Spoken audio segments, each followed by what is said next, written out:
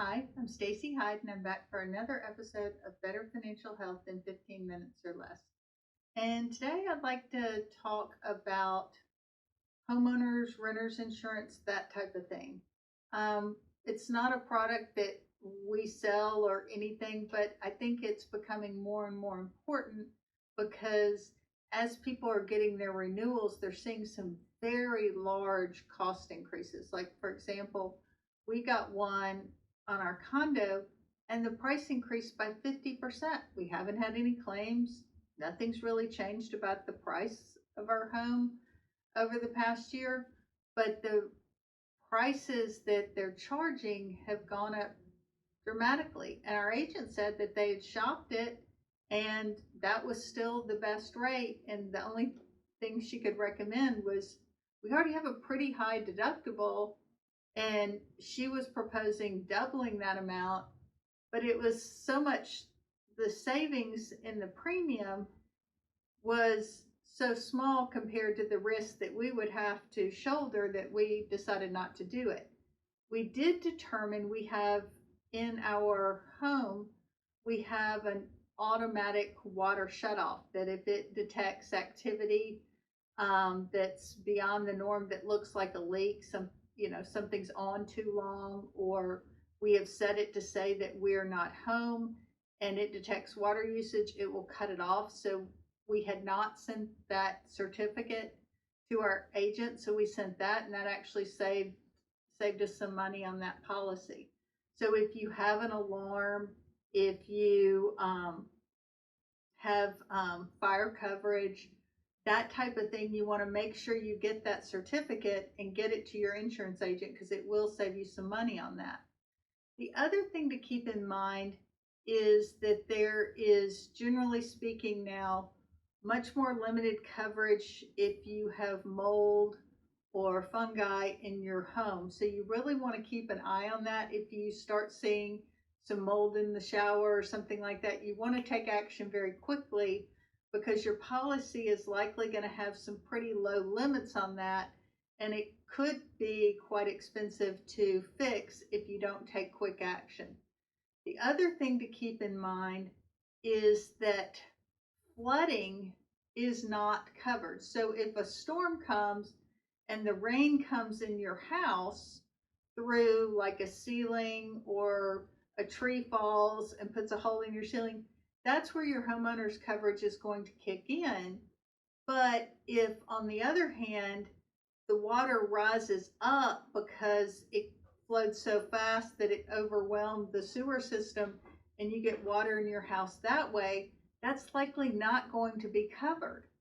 And so, with the global warming, with more extreme weather that we're seeing, more and more people should probably look at purchasing flood insurance. You have to buy it through a government program, and you really want to look to see if you are in a flood zone and you have a mortgage, your lender's likely going to require it.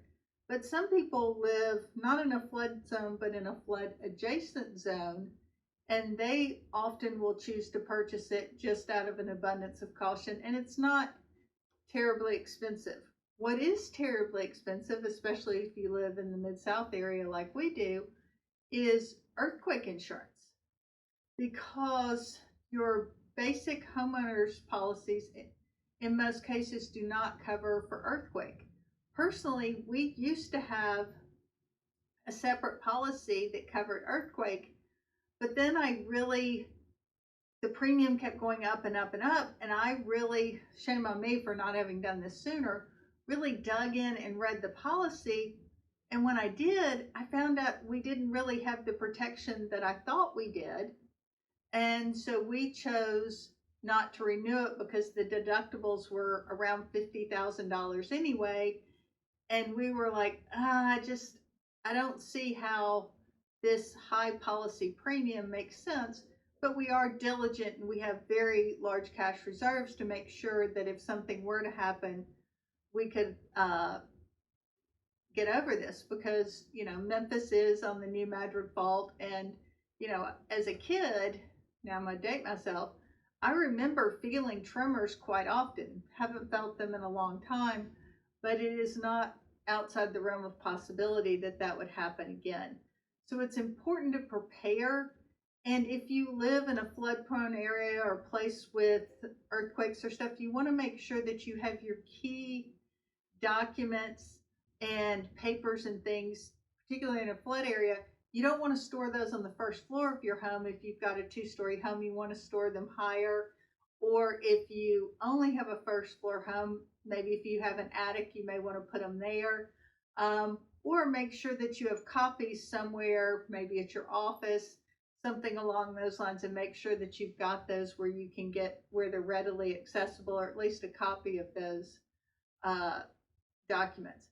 But I think it's important, especially now with the way insurance rates have gone up, that it's important that you shop those and ask for discounts many times, particularly if you're renting. If you have your car insurance, oftentimes you can get a rental policy, and when they bundle those two together, you get a combo discount that almost pays for your renter's insurance, which is important if your apartment were to catch on fire, theft, that kind of stuff. I can't encourage you enough, if you do rent, that you do have rental insurance. Some landlords will require it, many don't, but it's a product that is not terribly expensive. But if you were to suffer a loss, like for example, I've known people who their place didn't catch on fire, but the one next to it did, and the smoke came in and basically ruined all their clothes and a lot of their soft goods. And in some cases, they were out of their apartment for some period of time because of the water damage from the fire department putting out the fire, the smoke, and that sort of thing. So it is something that I'd encourage you to take a look at and consider. But just remember, limited coverage often for mold and fungi, and no coverage for flood or earthquake in most policies. So be sure to read the fine print, ask lots of questions, and make sure you understand what your policies cover. Thanks for tuning in. This has been another episode of Better Financial Health in 15 Minutes or Less.